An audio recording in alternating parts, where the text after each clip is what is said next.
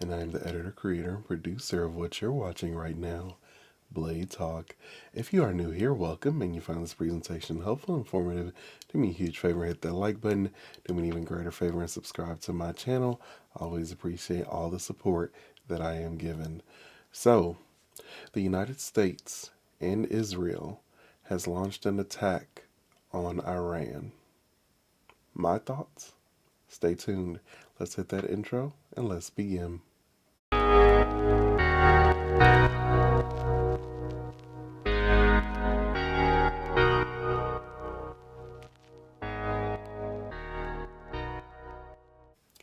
Okay, so again, the United States of America and Israel decided to launch an attack on Iran and take out the supreme leaders. It has been confirmed that Ayatollah Khamenei has been unalived. And before I begin, I just want to applaud our military, the United States of America's military. I was honored and privileged to be a part of this military. And let me just say that we have the best military that this world has ever seen. So I congratulate and applaud the United States military along with Israel's military. That being said, the President of the United States of America made the unbelievably brave decision, and it was a brave decision, to end the threat against America and her allies in the Middle East. The core threat, the Iranian regime that has been percolating, militating, killing Americans and her allies since 1979. That's the first thing to understand about what President Trump just did. President Trump is doing so because he understands what it means for America to get rid of long-standing enemies, because he understands that the use of force is a necessary component when it comes to America's geopolitical position in the world. He is doing so because he understands better than any American president of my lifetime that America does not need to get bogged down in a long, prolonged, hundreds of thousands of troops on the ground war. That America needs to flex her power when necessary and do the thing that is right when necessary in order to protect her core interests. One of the things that you may be hearing from critics of the president is that there was no direct attack on the United States. Therefore, no sort of military action ought to have been undertaken with regard to Iran.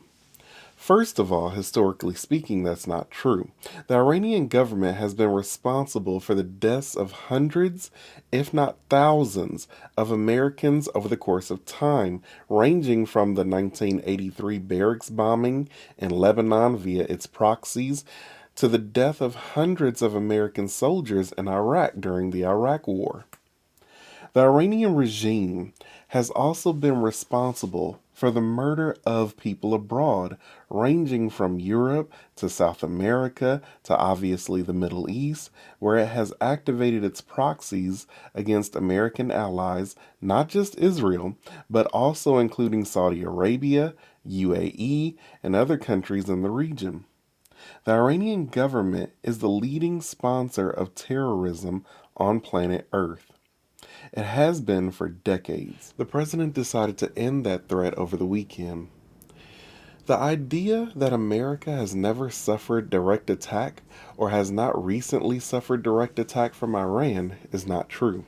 But you'll hear people say that, well, America wasn't directly attacked right now. And it's true, Iran didn't attack a tower in New York. But that's not the only reason why you take out a regime or why you go after the leadership. I don't understand the people that claim that this is not America first. Someone really needs to explain to me how not taking out our chief enemy in the Middle East is not in our best interest. Iran has done numerous things that are against America's interest. Let's start with geopolitics. What is the geopolitical reason for the U.S. to get involved? Because geopolitics affects Americans. America takes action abroad in order to affect its geopolitical position. This is why, for example, if China were to threaten Taiwan, that would affect Americans because Americans get semiconductors from Taiwan. Iran acts as a linkage between China and Russia. It provides enormous amounts of oil to the Chinese machine. It gives the Russian war machine drones to kill innocent Ukrainians. To understand what President Trump is doing geopolitically, you have to understand the consequences if he didn't do it. If President Trump had left the Iranian regime in place after it murdered 32,000 of its own citizens, if the Iranian regime continued to rebuild all of its military and nuclear facilities, if President Trump did nothing, the geopolitical consequences for the U.S. would have been disastrous. Why? Because China would look at that and maybe make a move on Taiwan. Russia looks at it and maybe decide to go harder against Ukraine. People must really understand how foreign affairs work. If America looks weak, bad things happen globally. For example, Biden appeared weak in the last administration when he pulled out of Afghanistan. The Taliban took over and now women have no rights. Russia seen that as weakness and decided to invade Ukraine. So geopolitically, it was a very smart move. Understand that the only thing that can stop a bad person with a gun is a good person with a gun. I know some have this perfect world fantasy that everyone has their own borders and everyone should just stick to themselves. Wishful thinking. The fact is that there are some countries that want to dominate and rule over the entire world. That is why I have stated that the West is spoiled in many regards. Many believe that every culture just wants peace, love. We all want the same thing. We all are worshiping the same God. We just call it different names. That's not true at all. There are people that want you dead just because you live in the U.S. or you're a Christian, certainly if you're Jewish like myself. There are people pushing conspiracy theories like Candace Owens and benefiting from it. No evidence. Candace sells conspiracy theories and people buy it. And those words can influence people to do horrible things. That is why I stopped listening to her a while ago. She slipped into a cult and now she is going against Israel and the Jewish people. The last straw for me was how she attacked Erica Kirk after the assassination of her husband, Charlie Kirk. She profits off selling conspiracy theories, and she doesn't care who it affects or hurts. Same with Tucker Carlson. He tries to spread lies and rumors of Israel being an awful place, but then goes to Russia and praises that regime. Understand how powerful the media is. They are trying to manipulate and control narratives. That is why I always tell people to think. Human beings are good when we reason. So think. It ain't illegal yet, but they are working on it. You see it on social media all the time. Relationship goals, how you should live your life, how you should prioritize your life, etc., etc. They project how you should live your life and try to manipulate you. It has become such an echo chamber. But getting back to Iran, we had an opportunity to end an evil regime, and President Trump had the courage to act on it. Historically speaking, opportunities that are blown lead to significantly worse after effects. Every single time. Bill Clinton failing to kill Osama bin Laden in the late 90s when he had him in the crosshairs. The result? That led to the USS Cole and 9/11. The unwillingness of the West to topple The Bolshevik regime, in its earliest iterations in Russia, failing to support the whites against the Reds in Russia, led to a full century of Soviet sponsorship of mass murder. The unwillingness to help Shanghai fight back against the communists in China has led to the rise of the Chinese Communist Party, which is not only responsible for tens of millions of deaths of its own citizens, but the main geopolitical threat facing America today. In other words, when you have an opportunity to effectuate serious change at a relatively low cost, you do it.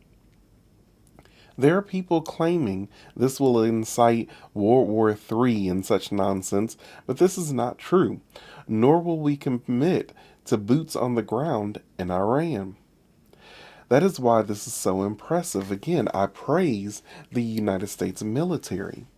The Iranian people were tired of their government. It wasn't taking care of its people economically because they were spending all of the money on terrorist groups and weapons. The currency in Iran is dirt cheap. You know, if you had 2 million rials in Iran, 2 million, do you know how much that would equate to in US dollars? If you had 2 million rials in Iran, you'd have $1.50 in the US. The Iranian people were tired of it, so they started to protest in the streets. Americans took out the biggest threat to the people that was standing in their way. That is why I lean more conservative as opposed to liberal. You see, many people on the American left say, give me more power, vote for me, and I'll change your life. I'll make your life better. The fact is that the best thing that you can do for me is to remove the obstacles that are preventing me from achieving my goals. That is why I lean more right than left. The conservative say that I can't change your life. I can't magically make your life better. But I tell you what I will do. I'll remove the barriers that are in your way so that you can achieve your goals yourself. But you got to put in the work. That rings more true to me than just voting for someone in hopes that, oh, you can just sit back, relax, and I'll change your life and do everything for you. It's a heck of a sales pitch, but it's not the truth. So the thing about foreign policy is this. You can explain until you're blue in the face why things are good for Americans. If they end well, Americans like it. If they end poorly, Americans hate it. Americans knew precisely why we went into Afghanistan. Because Al Qaeda murdered 3,000 American citizens. That war went poorly, and Americans turned against it. And you can fail to explain properly why Americans make a foreign policy action, and if it ends well, Americans are basically okay with it or triumphal about it. Americans like victory, and they do not like losing. The president has no intention of losing here. There are some people that love to make the claim that America shouldn't fight Israel's war. The funny thing about that is the regime in Iran says death to America too. Some Americans like to think that the US and Israel aren't allies, but we are, which means we inherit each other's enemies. The enemies of Israel also want Americans dead. Some have this crazy idea that if Israel is gone, then that'll be the end of it. Not at all. They want America to fall as well. Furthermore, this didn't have much to do with Israel. It was Trump that urged people to stay out in the streets and, quote, help is on the way. Some people just don't trust that Trump is making his own decisions. They try to claim that America is giving all this money to Israel, forgetting that we also give money to Iran. Israel is our ally in the Middle East and gives us intel of what's going on. How do you think we knew where to strike and where the Iranian leaders would be? America has never been an isolationist nation, and even when we tried to be, you see what happened in World War II. Even at the time of President Washington, America went to war with the Barbary pirates off the coast of Africa because they were threatening our sailors. George Washington, as a general, was allied with the French in order to defeat the British. Then we turned around and allied with the British. America is stronger when we have strong allies. For the people that claim that, well, Iran wasn't building or rebuilding their nuclear facilities, that's a flat out lie. The negotiations and diplomacy fell apart because Iran wouldn't agree to stop. Iran was moving towards rebuilding, and then people say, well, how imminent was it? I have a question. Why do you have to wait until the murderer is in your living room in order to stop him? Is that the moral obligation or is that stupidity?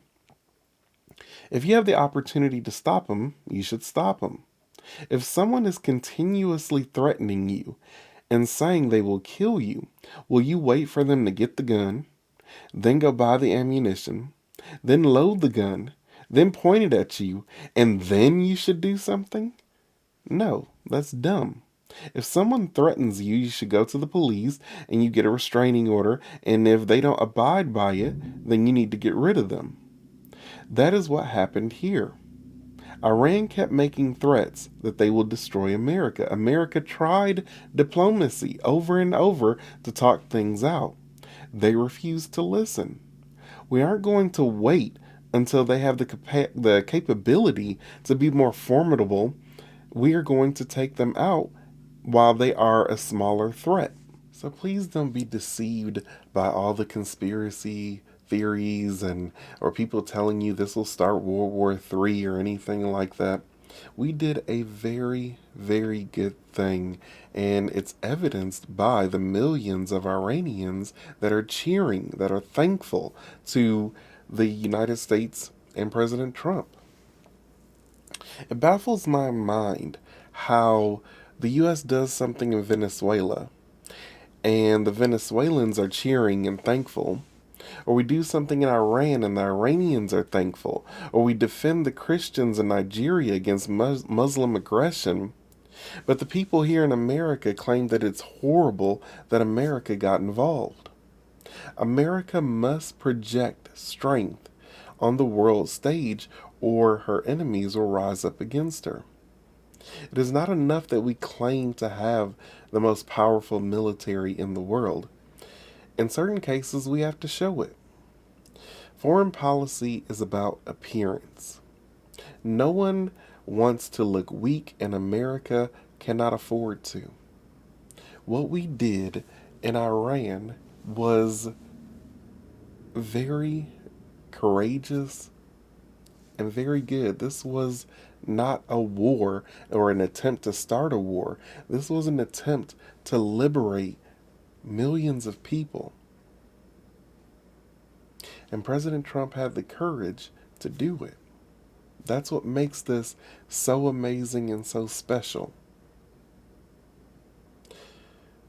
You know, for anyone that is all about the social justice and you know goes on to be activists and things like that, unless you're talking about the gender apartheid taking place in Afghanistan, unless you're talking about the Muslim aggression that is taking place, you're a joke to me.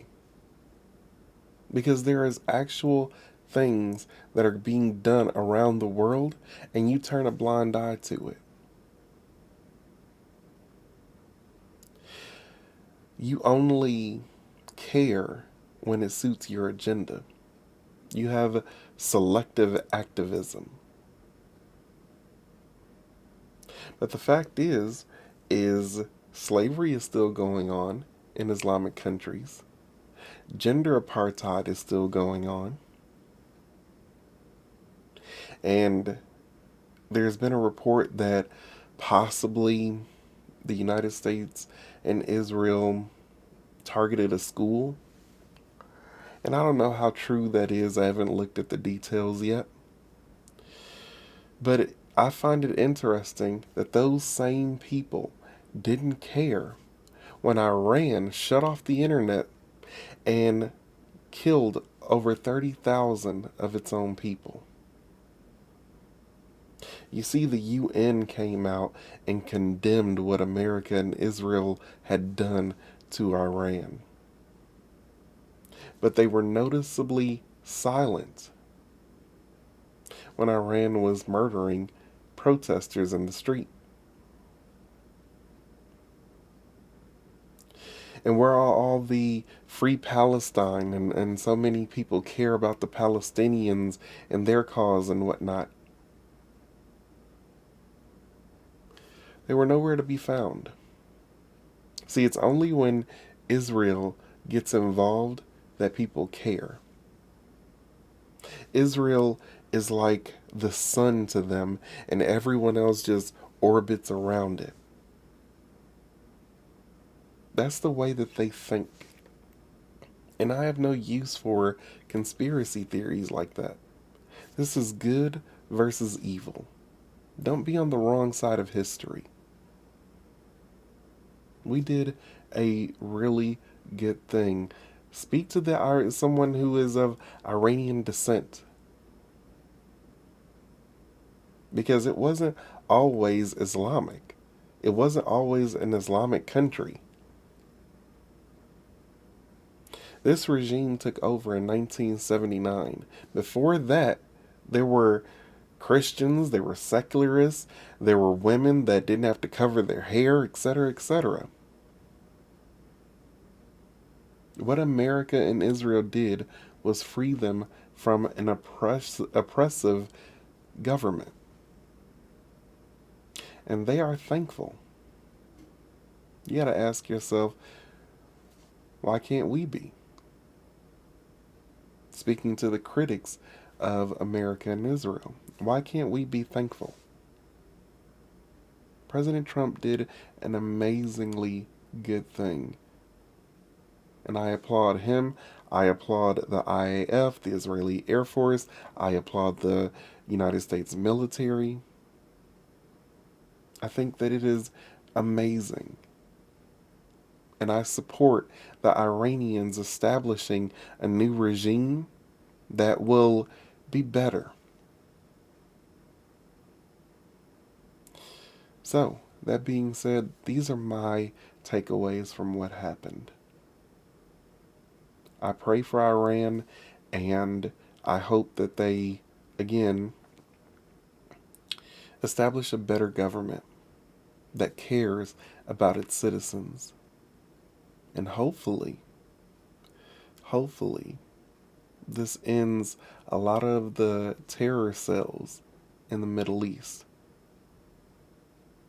So, if you found this presentation helpful and informative, do me a huge favor and hit that like button. Do me an even greater favor and subscribe to my channel. I always appreciate all the support that I'm given. Thank you all so much for tuning in to Blade Talk. Be good to yourselves, be good to others, and until the next presentation, you all take care.